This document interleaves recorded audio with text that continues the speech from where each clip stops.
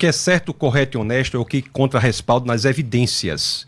O negrismo, por exemplo, é uma ideologia que tenta dominar e controlar aquele que diz que é negro. Ainda mais num país como o nosso, que é mestiço. Eu, quando era criança, eu aprendi assim, nós somos um povo mestiço. Hoje em dia, o comunismo... Hoje em dia não se aprende mais assim. Hoje em dia a mestiçagem é um horror para a perspectiva comunista, esquerdista. Porque a mestiçagem prova que nós não somos estruturalmente racistas. Quem era o presidente do Brasil em 1910? Quem era? Nilo Peçanha, um negro. Presidente da República Federativa do Brasil, um negro. Nilo Peçanha, no início do século passado, muito antes do que Obama. Quem é o patrono da literatura brasileira? Machado de Assis, um negro. Quem é Pelé? É o quê? Chamado como Rei Pelé. Basta olhar para as evidências, andando na rua, você vai ver as pessoas absolutamente misturadas. Se nós fizermos qualquer exame aqui de genético, nós vamos ver que temos uma mistura belíssima e essa perspectiva está sendo perdida, atacada de forma feroz pelo comunismo para dividir as pessoas. Não há racismo estrutural no Brasil, pode haver racistas, mas racismo, o Brasil deu uma solução pacífica à tensão racial pela mestiçagem. E é isso que nós devemos defender. Defender que temos a solução. A esquerda não. O comunismo quer promover o crescimento da tensão. E tem outra coisa também que tem que ser dita. No IBGE, que passou agora recentemente, quando você vai marcar lá, você marca o quê? Quem é mestiço, marca o quê? Por que o IBGE não tem mestiço? Tem pardo. E por que que o comunismo, a esquerda, quando quer considerar que você tem 50, 60, 70, 80% de negros no Brasil, você soma negros e pardos. E quando você quer considerar que só tem 8% de negros, você separa. Se você vai dizer que qual é a porcentagem de negros Depende da pauta, né? Qual é a população carcerária de negros no Brasil? Somam-se negros e pardos. E quem é pardo? Pardo é mestiço, por exemplo, de brasileiro com japonês. Não, eu no meu registro sou pardo. Pardo. Então você será considerado para a população negra carcerária e será desconsiderado para a população negra na alta administração federal, por exemplo. É claro. Vá para o Brasil profundo, vá para o Brasil real, vá lá no sertão do Nordeste, vê se tem essa pauta negrista, racista, feminista, indigenista. O Brasil real não tem isso, o Brasil verdadeiro não tem isso. Isso é neocolonização ideológica para dominar o povo. A mesma coisa a mulher. A mulher não é feminista. Quem gosta do feminismo é a feminista, não a mulher. Quem gosta do indigenismo é o indigenista, não o índio. Quem gosta do negrismo é o negrista, não o negro. Porque essas pessoas são escravizadas por esses movimentos ideológicos. E escravizadas é interessante por um método que é criado pela escola de Frankfurt e pela filosofia do século XX, notadamente por Wittgenstein no Tractatus, na proposição 7, quando ele diz sobre o que não se pode falar, deve-se calar, wovon man nicht sprechen kann, darüber muss man schweigen, sobre o que não se pode falar, deve-se calar, pelo método da linguagem. É por isso que tem pessoas hoje que, como o próprio professor falou, disse, eu não tenho coragem de falar essa palavra. Como é que nós estamos abrindo mão da nossa autonomia linguística? Por que há palavras que você não pode dizer? Estão acabando a linguagem, porque da forma que nós falamos, nós pensamos, da forma que nós pensamos, nós agimos. Então essas pessoas são colocadas nesses grupos ideológicos para terem sua linguagem controlada e, portanto, terem o seu pensamento controlado. Tem várias palavras que não se pode falar hoje. Você não sabe mais nem o que é mulher. O que é mulher? Ninguém sabe dizer. Quanto mais o que é normal, quanto mais o que é verdade, quanto mais o que é qualquer coisa, não se sabe dizer. O movimento LGBTista, por exemplo, tem em sua sigla a letra Q, que significa queer. Qual é o significado de queer? Ninguém sabe. É uma palavra cuja definição não é definível. Isso é para atacar ferozmente a capacidade linguística da população e, portanto, a capacidade de pensamento. O homossexual é vítima do LGBTismo. Considera a situação do ex-deputado federal, hoje já falecido, o senhor Clodovil Hernandes. Colocava sua opinião independente, notadamente homossexual, colocava sua opinião independente e era fortemente atacado pelos demais. Então nós temos que ver isso. As crianças estão sendo destruídas também por essas mesmas pautas. A diferença que tem, quando é que se sabe que é loucura e que não é? Nas evidências. O senhor também? Eu estou fantástico. O senhor está muito nervoso. Não. O senhor está gritando, está até salivando. Ó, tá salivando. É a minha forma de falar. O senhor que eu tenho notado que está tremendo. O senhor está salivando. O senhor que está se mexendo quando eu estou falando. O senhor que eu estou vendo que só parou e deu uma risadinha falsa para bater a foto. Foi isso que eu vi. É tanta coisa assim. Vamos lá. Foi isso que eu vi. O senhor que eu estou achando. Sem questão pessoal, vamos lá. Estou vendo sua mão tremendo aí, ó. Bora, vamos lá. Sem questão pessoal, vamos lá. Eu estou calmo, pois é. Se for para esse lado, a gente vai também. Vamos lá, pastor Paulo. O senhor quer que pergunte ou eu respondo o que ele falou? O tempo é seu, você que manda. A questão é tanta aberração que eu não vou tentar simplificar. Como que não existe racismo estrutural no Brasil? Isso é uma coisa absurda, é loucura. Nós tivemos os casos agora, por exemplo, nos supermercados, que teve aí assassinatos, né? Inclusive a indenização gigantesca lá em Porto Alegre. Nós tivemos agora, por exemplo, independente de quem é criminoso ou não é criminoso, eu acho que essa morte do policial em Guarujá foi uma coisa absurda, porque é um trabalhador, um defensor da nossa vida, é um policial que nos... Cuidado, pastor, você está derrubando toda a água aí, você está muito nervoso. É porque eu não vejo... Deixa eu explicar isso, porque eu não vejo com o olho vermelho, com o olho direito, e por isso que eu bati aqui. Agora, se o senhor quiser atacar a minha condição, viu, monocular, de pessoa com deficiência, o senhor pode ser acusado, viu, aqui de preconceituoso. Calma aí. Vamos lá, pastor Marcelo. Ela vai ser cara. Pois é isso. É isso que eu estou dizendo. Então é por isso que eu estou dizendo. Agora, quando houve agora a operação... Eu estou falando em relação ao seguinte: quem é criminoso, quem está no crime, tem que pagar o seu preço e ser responsabilizado pela sua situação. Mas 80% das mortes que aconteceram agora na operação policial eram de pessoas negras. O que eu quero dizer com isso? É que dentro de uma comunidade, a gente conhece bem São Paulo, nós vamos observar que nos Jardins, aqui na Bela Vista, aqui no centro de São Paulo, no Morumbi, é uma minoria de pessoas negras que moram nesses lugares. As pessoas negras, pretas, estão sempre nas periferias. Por quê? Porque dentro do Brasil, estruturalmente racista, a questão de oportunidade é uma coisa muito difícil. Nós, por exemplo, a questão... Mas quando você fala racismo estrutural... Deixa eu terminar, senão eu vou perder o raciocínio. O senhor não interrompeu ele. Quando eu falo racismo estrutural, está dentro da nossa cultura brasileira. Nós somos, infelizmente, temos que enfrentar o racismo dentro do Brasil. Por exemplo, o senhor acabou de falar que no IBGE não foi feita, não havia a questão, a palavra até que já sumiu há muito tempo, mestiço. Mas quem desenvolveu o IBGE, que terminou agora, até com muito atraso, foi o governo de direita. Então não tem como colocar agora que estava na pesquisa do IBGE, não havia a palavra mestiço. Foi o IBGE do governo passado. Então, essa questão que nós temos que entender é muito complicado. Por quê? Dentro do Brasil, eu queria saber, dentro do nosso país, nós estamos falando do nosso país, aonde é que nós encontramos comunismo no nosso país? Aonde que tem comunismo? Eu nunca vi. A única vez que eu vi comunismo, o Brasil perto de um comunismo, foi na Copa de 82, quando jogou com a União Soviética. A extinta União Soviética, que era comunista.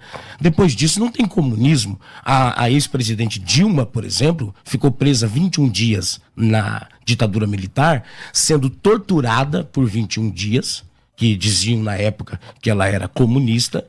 E depois de tudo isso, a história vai fazer o quê? Ela democraticamente, sem nunca ter havido uma revolução comunista, é candidata dentro de uma democracia e eleita. Acontece o golpe contra ela, o que acontece? Não tem revolução comunista no Brasil. Vão para casa. É dentro de uma democracia. Esse extremismo que foi criado, infelizmente, essa paranoia que gerou na mente de quem forma opinião, foi o que gerou o 8 de janeiro. E nós quase enfrentamos, dentro desse país, uma coisa novamente absurda, que era uma ditadura. E desse país democrático, esse país que tem suas etnias diversas, nós somos, sim, devedores e temos que ter a consciência de que nós brancos, porque o senhor, por mais que está pardo, mas o senhor é branco. Né? Meu documento eu sou pardo, eu posso, mas independente. Nós devemos isso. Nós devemos isso aos escravos e à população negra do nosso país.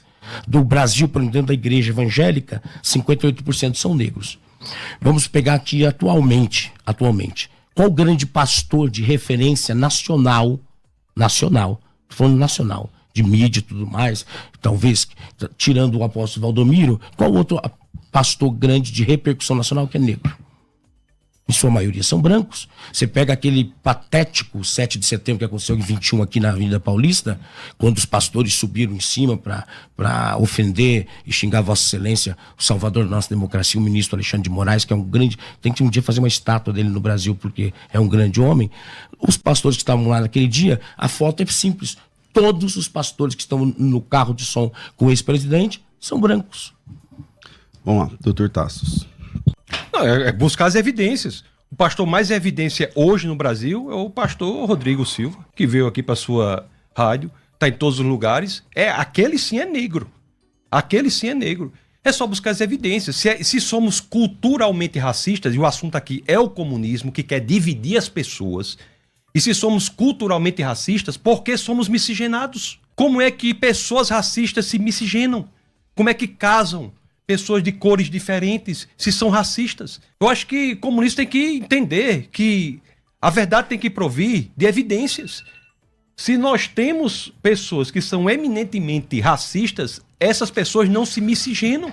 Como é que, se somos racistas, como é que nós tivemos como presidente do Brasil, em 1910, um negro? Se somos racistas, como é que o patrono da literatura nacional é um negro? Eu estou repetindo tudo. É só buscar as evidências. As evidências, o que acontece é um discurso comunista de divisão das pessoas em vez de uni-las. E outra coisa, o grande pensador Thomas Sowell, que por acaso é negro, já deixa claro, isso é atentatório ao negro. O negro não entende, diante desse discurso, que ele tem, como qualquer outra pessoa, de se dedicar. O branco, o amarelo, o mestiço tem de entender que a vida é dura. E Thomas Sowell, não sou eu, Thomas Sowell, que é um dos maiores pensadores da atualidade, diz que, ao você dar uma falsa ideia de que grupos específicos de uma sociedade são credoras do Estado, você está fazendo um mal terrível a elas. É um problema seríssimo isso. É um problema seríssimo. Voltamos aqui, eu volto com o pastor Paulo Marcelo. Aliás, eu falei que ia soltar áudio, né? Solta pelo menos um ou dois aí, Rafa, vai. Bom dia, pastor César, bom dia aos convidados. Eu queria fazer uma pergunta aí para o pastor Paulo Marcelo. O senhor é declaradamente de esquerda, né? Isso aí está claro na defesa que o senhor está fazendo. E a gente sabe que historicamente também, até por questões documentais, a esquerda ela defende casamento entre pessoas do mesmo sexo, ela defende que crianças podem mudar de sexo quando bem entenderem, e defende algumas coisas que são contrárias ao que a palavra de Deus nos ensina, por exemplo, libertinagem sexual e tudo mais. Como que o senhor rebate, como que o senhor entende esse posicionamento? Como é o nome do nosso ouvinte? Não lembro. Não lembro. Mas tudo bem, meu irmão. Perdão por não ter gravado o seu nome, porque eu fiquei concentrado na pergunta. Há algo que precisa ser separado. Teologicamente, eu sou conservador. Politicamente, eu sou progressista.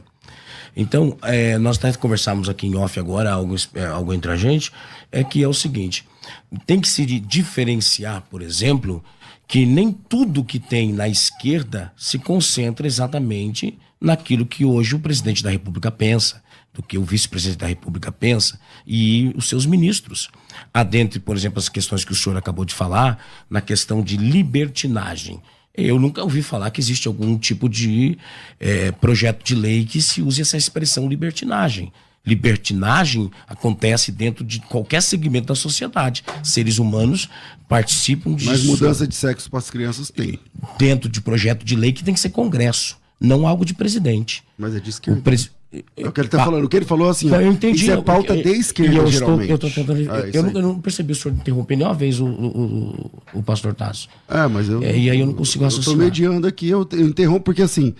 Eu não vi incoerência, porque quando ele fala assim, ele falou libertinagem, é verdade, não tem pauta nenhuma com a palavra libertinagem, mas aí quando o senhor fala, aí o senhor usa essa para não contemplar as outras. Eu ia responder as três, pastor. Então, bora lá, solta. Mas como é que eu faço? Responde. Vamos lá, irmãos, vou tentar responder novamente. Eu usei a palavra libertinagem porque é a questão que eu estava referindo a conservador. Eu sou conservador teologicamente e progressista politicamente. A questão de mudança de sexo de uma criança é algo que é um projeto de gente de esquerda dentro do Congresso que nunca foi aprovado. Casamento homoafetivo no Brasil é algo que já é lei pelo STF desde 2010. Então não é uma coisa que hoje vai ser implantado ou amanhã vai ser implantado. É lei. Todas as pessoas têm direito dentro de uma Constituição e daquilo que está na lei. Eu, pastor evangélico, vou pregar o que eu aprendi pela Bíblia. Dentro de uma questão política, eu tenho que separar muito bem. Presidente Lula, presidente da República Lula, ele é um social-democrata. Ele muitas vezes na campanha afirmou. Ele é pai, avô, bisavô. Inclusive, quando jogaram essas loucuras, essas mentiras que inventaram de fechamento de igreja, de banheiro, de unissex para criança, essas loucuras todas, é contra isso que a gente tenta construir uma revelação para a própria igreja, porque são coisas assim que foram usados de má fé. Foi-se montado para dentro da igreja um extremismo tão grande que as pessoas têm que acordar para com isso. Por quê? É a divisão que o nosso querido debatedor que está falando comigo, o pastor Tassos, doutor Tassos, ele disse várias vezes que está sendo induzido alguns grupos da sociedade dentro de uma cultura comunista. Mas e o que foi feito com a igreja para se criar uma teocracia no nosso Brasil? Estavam querendo fazer do Brasil o que fez no Irã em 1979, quando implanta-se, claro que devido às proporções de um Islã para um cristianismo, mas de que uma religião seja a lei dentro de um país. E é isso que o Brasil estava caminhando para acontecer. Graças a Deus voltamos à democracia. Pastor Tassos. Eu fico impressionado como o comunismo fica muito tranquilo por ser uma contradição impressionante. A pessoa não pode ser teologicamente conservador, politicamente progressista, pessoalmente agnóstico, mas profissionalmente cristão. Não pode ser isso. A pessoa é aquilo que é. O que a pessoa é aquilo a que chega com base nas evidências, com base na realidade. Veja a resolução agora do SUS. O que é que traz essa resolução atual do SUS? Promoção de dinheiro público para a liberação da maconha. É isso que traz na resolução. A questão da sexualidade de crianças. O que é que traz a resolução? Isso não tem nada a ver com o Congresso. E se o Congresso que faz a pauta congressista, parlamentar, é de esquerda, é comunista. Por quê? Porque o comunismo quer escravizar o homossexual por meio do LGBTismo. O comunismo quer escravizar a mulher por meio do feminismo. O comunismo quer escravizar o negro por meio do negrismo.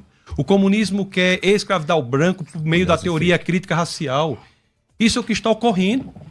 E quando se coloca diante das evidências, o que se faz? Anula as evidências e começa com a articulação deslocada da realidade. A realidade é algo importantíssimo. Nós temos que buscar na realidade. Vá para o Brasil real, para o Brasil profundo. Viagem. Eu estive agora na fronteira com a Colômbia e com o Peru, na tríplice fronteira do norte, depois da floresta amazônica. Vá perguntar lá para o caboclo de lá, para o mestiço de lá, o que é que ele acha disso.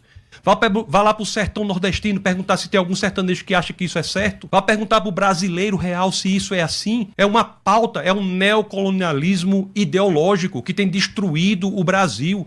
E a postura do comunismo é dizer, não, eu posso ser metade isso, eu tô metade aquilo, e um terço aquilo outro, e tanto é assim que vai dar bem os 300%. Mas eu posso ser o que eu quiser, Professor, não me interrompa. Não, até o momento eu não lhe interrompi. E o senhor falou uma fake news agora muito terrível.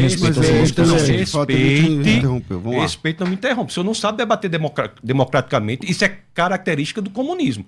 Porque todos os países comunistas tendem a ser ditatoriais. Aliás, a liberdade só existe em países de matriz cristã. Preste bem atenção. Se há ataque a gay, o melhor se fazer, pela pessoa ser gay, o melhor se fazer é pregar o evangelho. Porque só em países de matriz cristã é que há verdadeira tolerância. Vá fazer parada gay na Rússia. Vá fazer parada gay na China. Vá fazer parada gay na Coreia do Norte. A Rússia acabou de estreitar a legislação contra o gay. Pessoas que fizeram essa cirurgia agora têm que se separar se estiverem casadas, não podem adotar na Rússia. Só há liberdade em país de matriz cristã, unicamente. Em países genuinamente cristãos é que há. Agora, quando o comunismo quer ascender, a primeira coisa que vai é a ditadura. E a liberdade religiosa? Cadê o país laico? A resolução agora do SUS faz com dinheiro público parcerias com uma só religião que não é a cristã. Por que não faz com todas? Por que não se entende que foi o cristianismo que lutou ferozmente pelo Estado laico? Lutero tem cartas escritas. A princesa da Saxônia defendendo que qualquer pessoa poderia ensinar por qualquer que for o livro. Como é que ninguém fala isso? Ok. Pastor Paulo. Primeiramente, a resolução que o senhor acabou de falar é uma mentira. O senhor falou de fatos. O senhor teria que ser pelo menos coerente como um doutor, um advogado, um pensador e um pastor não falar uma aberração dessa.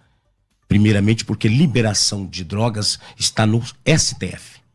Para tratamento para tratamento aqui em São Paulo, por exemplo, o governador de São Paulo, que foi eleito com o voto bolsonarista de direita, ele liberou agora a questão para que houvesse tratamento, foi até muito criticado.